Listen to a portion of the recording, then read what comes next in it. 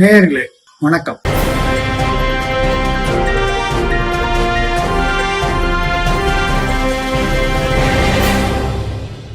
தமிழகத்தில் நடக்கவிருக்கின்ற சட்டமன்றத்தில் 2026க்கு 100 நாள் குறைவாத்தன. ஆனா all roads lead to 2020 election அப்படிங்கிற மாதிரி எல்லா ரோடுகளும், எல்லா விவாதங்களும், அரசியல் விவாதங்களும், எல்லா அரசியல் சம்பந்தப்பட்ட சர்ச்சைகளும் 2026 கூட்டணி கட்சிகள், எந்த கூட்டணி வலுவான கூட்டணி, யார் வெற்றி பெறுவார் அப்படின்னு விவாதங்கள் நடந்த வண்ணம் இருக்கின்றன. தினமும் டிவியை திறந்தாலும் சரி, ரேடியோவை திறந்தாலும் சரி, பேப்பரை திறந்தாலும் சரி, செல்போனை திறந்தாலும் சரி, இதுதான் பேசும் பொருள். ஏன்னா இது தேர்தல் காலம். இந்த தேர்தல் திருவிழாவில் பல்வேறு கட்சிகள் களத்தில் நிற்கிறது. ஸோ இதுவரைக்கும் நம்ம தமிழ்நாட்டு அரசியலை பார்த்துருந்தோம். இருமுனை போட்டி, பைபோலார் பாலிடிக்ஸ். ஒன்று அதிமுக கூட்டணி, இன்னொன்று திமுக பிளஸ் கூட்டணி. ஆனா இப்போ அதிமுக பிளஸ் பாமக பிளஸ் கூட்டணி, திமுக பிளஸ் கூட்டணி கட்சிகள். இதுல திமுக கூட்டணி இன்டாக்டா இருக்கு. 3 தேர்தல் செஞ்சிருக்காங்க. 2019, 2021, 2024 பாராளுமன்ற தேர்தல். 3 தேர்தலையும் கூட்டணி இன்டாக்டா உடையாம ஒற்றுமையா இருக்காங்க. ஸோ 26 தேர்தலும் இந்த கூட்டணி தொடரும். இந்த கூட்டணி தான் அரித்மெட்டிக் கால்குலேஷன்ஸ்ல வெற்றி பெறும் அப்படின்னு ஒரு சாரார் பேசுறாங்க. இன்னொரு சாரார் பேசுறாங்க, இல்ல அதிமுக, பாஜக, மற்ற கூட்டணிகள் கட்சி, அந்த கட்சி தான் வரும் அப்படின்னு ஒண்ணு பேசுறாங்க. இது தாண்டி சீமான் நாம் தமிழர் கட்சி, அவர் தனித்து நிற்கிறார். அவர் ஒரு போட்டியாளர்.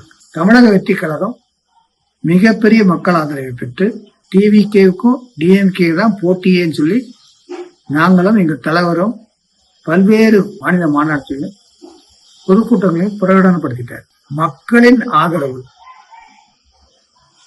நாங்க கட்சி ஆரம்பிச்சு 2 வருஷம் தான் இருக்கு.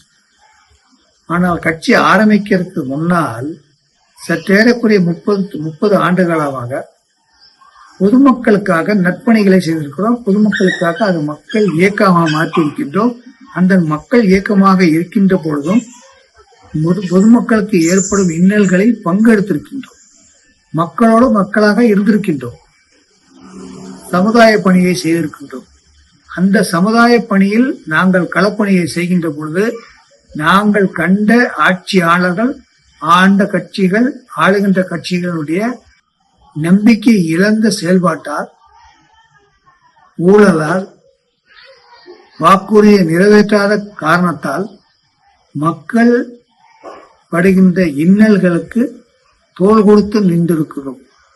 அப்படி நின்று அந்த மக்களுடைய அபிப்பிராயத்தை கேட்டு, ஐயா நீ மக்கள் இயக்கமா இருக்காத ராசா, நீ ஒரு அரசியல் கட்சியா வா ராசா, நீ வந்தாதான் நாங்க நல்லா இருக்க முடியும், உன்னை நம்புற ராசா அப்படின்னு மக்களே வலியுறுத்தி தமிழக வெற்றி கழகத்தை ஒரு கட்சியாக மாற்ற வேண்டும் என்று சொன்னதின் அடிப்படையில் தான் மதுரை மாநாட்டில் சொன்னார் தலைவர். எல்லா கட்சிகளும் கட்சி ஆரம்பிச்சு அவங்களுடைய கொள்கையை குடும்பத்துக்கு, வீட்டுகளுக்கும் கொண்டு போய் சேர்க்கணும். ஆனா நாம தமிழக வெற்றி கழகம் அப்படி இல்லை. குடும்பத்தில் ஏற்கனவே போய் இருந்து, குடும்பத்தோடு பழகி, குடும்பத்தோடு உறவாடி, குடும்பத்தோடு அனுபவித்த இன்னல்களை கண்டு, குடும்பத்துல இருந்துதான் நாம அரசியல் கட்சிக்கு வந்திருக்கோம். இதுதான் திமுகவுக்கும் தவேகாவுக்கும் உள்ள வேற்றுமை. ஆகையினால நாங்க குடும்பத்திலிருந்து அரசியலுக்கு வந்திருக்கோம். இந்த குடும்பத்துல எங்க உறவினர்களுக்கு அன்றாடம் என்னென்ன பிரச்சனை, ஒரு அடிப்படை வசதிகள் கூட இன்றும் திருப்தி அடைகின்ற வகையில் இல்லையே என்ற ஒரு இயக்கத்தை நாங்கள் உணர்ந்திருக்கிறோம். அண்ணா சொன்ன மாதிரி மக்களிடம் செல், மக்களிடம் இரு, மக்களோடு செயல்படு, மக்களிடத்தில் கற்றுக்கொள் என்று அண்ணா சொன்னாரோ அந்த விஷயத்தை நாங்கள் மக்கள் இயக்கமாக இருக்கின்ற பொழுதே அதை நாங்கள் சிரத்தை எடுத்து அண்ணாவுடைய சொன்ன அந்த வார்த்தையை மனதில் ஏற்றிக்கொண்டு அந்த செயலை செயல் வடிவம் கொடுத்து அதை செயலாற்றி அந்த செயல் மூலம் திருப்தி அடைந்து அதனால்தான் தமிழக வெற்றி கழகம் என்று நாங்கள் பேர் வைத்தோம். 5 கொள்கை தலைவர்களை நாங்கள் கொள்கை தலைவர்களாக ஏற்றுக்கொண்டோம். அதை பிரகடனப்படுத்தினோம். சமத்துவம், சமூக நீதி, சமதர்மம், தன்னாட்சி, கூட்டாட்சி, சாதி மதம் இல்லாத வெளிப்படையான யதார்த்தமான அடிப்படை தேவைகளுக்கான எந்த ஒரு காம்ப்ரமைஸும் சமரசமும் இல்லாமல் அடிப்படை தேவைகளை பூர்த்தி செய்ய நாங்கள் தவற மாட்டோம் என்ற ஒரு முழக்கத்தோடு ஒரு தமிழகம் எல்லாவற்றிலும் சமூக பொருளாதாரத்திலும் சமூக நல்லிணக்கத்திலும் கலாச்சார பண்பாட்டிலும் சமூக கட்டமைப்பிலும் சமூக வளர்ச்சியிலும் ஒரு சுமூகமான ஒரு அரசியல் சூழ்நிலை ஒரு சமுதாய சூழ்நிலையை உண்டாக்க வேண்டும். அதுவே உண்மையான மக்களாட்சி. அதுதான் மக்களுக்கான மக்களால் நடத்தப்படுகின்ற ஒரு மக்கள் ஆட்சி என்பது அர்த்தமுள்ளதாக அந்த மறைக்கப்பட்ட அந்த உண்மையை மீண்டும் தட்டி எழுப்பி தூசி தட்டி அதை உடம்போட்ட தங்கமாக மாற்ற வேண்டும் என்று உருப்பெற்று இப்பொழுது களத்தில் நிற்பதுதான் தமிழக வெற்றி கழகம். எனவே மக்கள் உதவியோடு மக்களுடைய பேர் ஆதரவோடு குடும்பமாக கட்சியில் இணைந்து தமிழக வெற்றி கழகத்தில் தங்களை இணைத்துக் கொண்டு ஒரு இன்க்ளூசிவ் பார்ட்டியாக, அதாவது மக்கள் அரசியலில் பங்கெடுக்க வேண்டும், அந்த மக்களின் பங்கு அரசியலில் விரிவாக்கம் செய்ய வேண்டும், அந்த மக்களின் பங்கோடு அரசியல் நிர்வாகத்தில் நேர்த்தி இருக்க வேண்டும், அந்த ஆட்சியில் ஒரு நேர்மை இருக்க வேண்டும், அப்படிப்பட்ட ஆட்சி ஒரு நிறைவான ஆட்சியா இருக்க வேண்டும், அப்படிப்பட்ட ஒரு ஆட்சி அடிப்படை வசதிகளில் எந்த விதமான சமரசமும் செய்து கொள்ளக்கூடாது என்பன போன்ற பல்வேறு விஷயங்களை முன்வைத்து நாங்கள் ஆட்சிக்கு வந்தால் இந்த விஷயங்களை நாங்கள் செய்வோம் என்று அறுதியிட்டு உறுதியிட்டு சொல்லுகிறோம் என்று ஒவ்வொரு மாநில மாநாட்டிலும் பிரகடனப்படுத்தி வருகிறார் எங்களுடைய தலைவர் தளபதி விஜய் சார் அவர்கள். இப்படிப்பட்ட சூழ்நிலையில் இந்த உண்மையை, இந்த யதார்த்தத்தை ஒரு பாசாங்கில்லாத ஒரு புதிய தலைவரை, ஒரு பாசாங்கில்லாத மக்கள் பால் அன்பு கொண்ட ஒரு தலைவரை, குழந்தைகள் முதல் முதியோர்கள் வரை ஈர்க்கக்கூடிய ஈர்ப்பு கொண்ட ஒரு தலைவரை நாம் தமிழகம் பெற்றிருக்கின்றோம். இப்படிப்பட்ட தலைவரை நாம் தவறவிடக்கூடாது என்று மக்கள் விரும்புகிறார்கள், நினைக்கிறார்கள், தீர்மானித்து விட்டார்.